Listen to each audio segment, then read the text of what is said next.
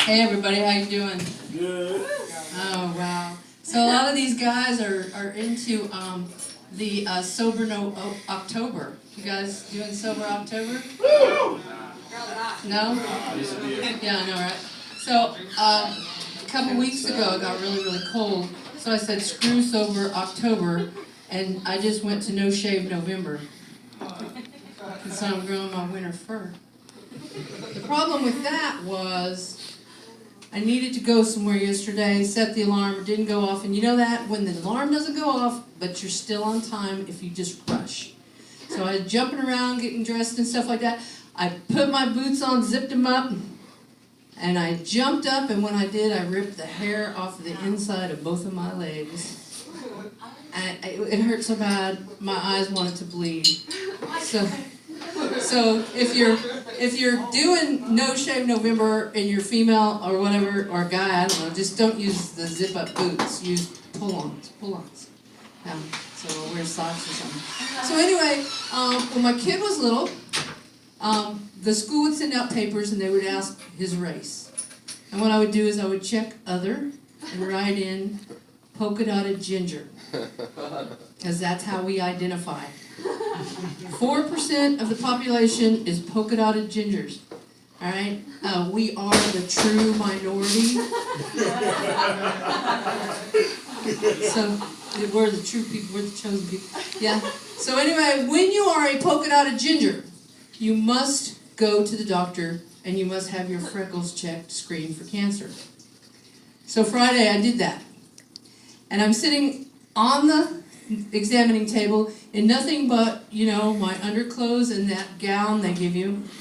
And the doctor, he was going, wow. Usually they go, uh-huh. But he's like, wow.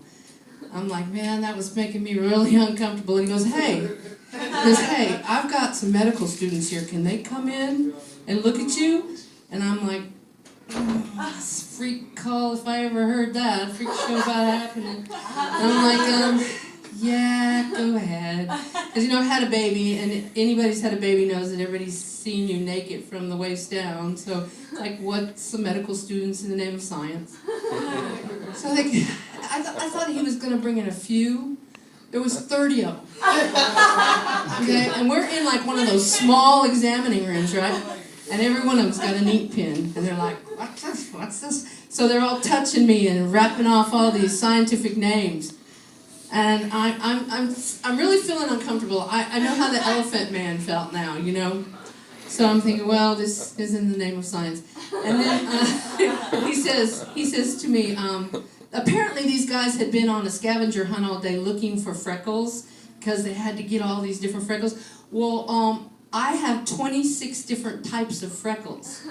So they got them all here in a bag of chips. I've been telling men that all these years. I'm like, I got it all. And I do when they're dealing with freckles. So I am cancer free on the freckles. Yay. And they got to go home early. So anyway, so I met my friend for lunch.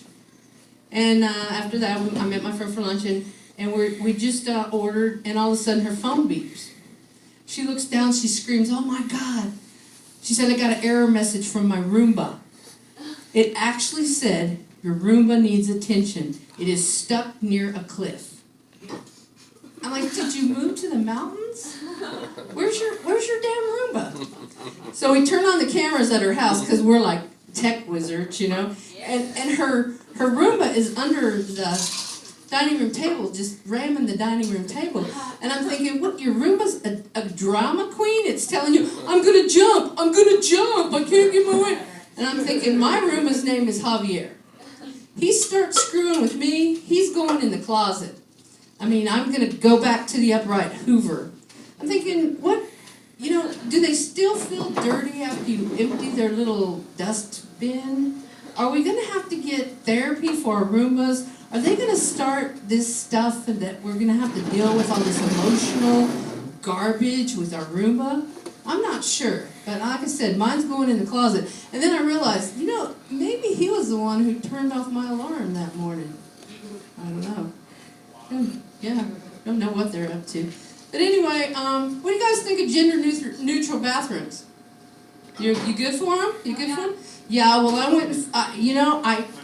I went to one the other day, and when I got in there, there was piss all over the toilet. Yeah, well, that is the thing when you share a bathroom with men. And you know what? Let me tell you what. It's a commie plot. Let me tell you why. Because they know you are going to clean it. Okay, old people are going to clean it. Because here's the deal. I am not sitting down on that, and my knees don't hover anymore.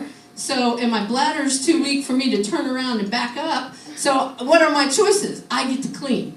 Hopefully, there's a lot of soap and there's a lot of paper towels in there. I'm actually going to start carrying my own rubber gloves and disinfectant wipes because I run into these gender-neutral bathrooms. So, okay, my time is up. I think I'm the last one up here too. I'm not sure. Oh, we have one more. We have one more.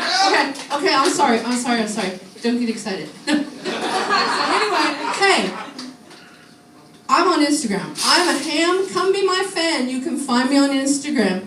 Kitty Gilligan. That's me. Okay. All right, here's my host cup.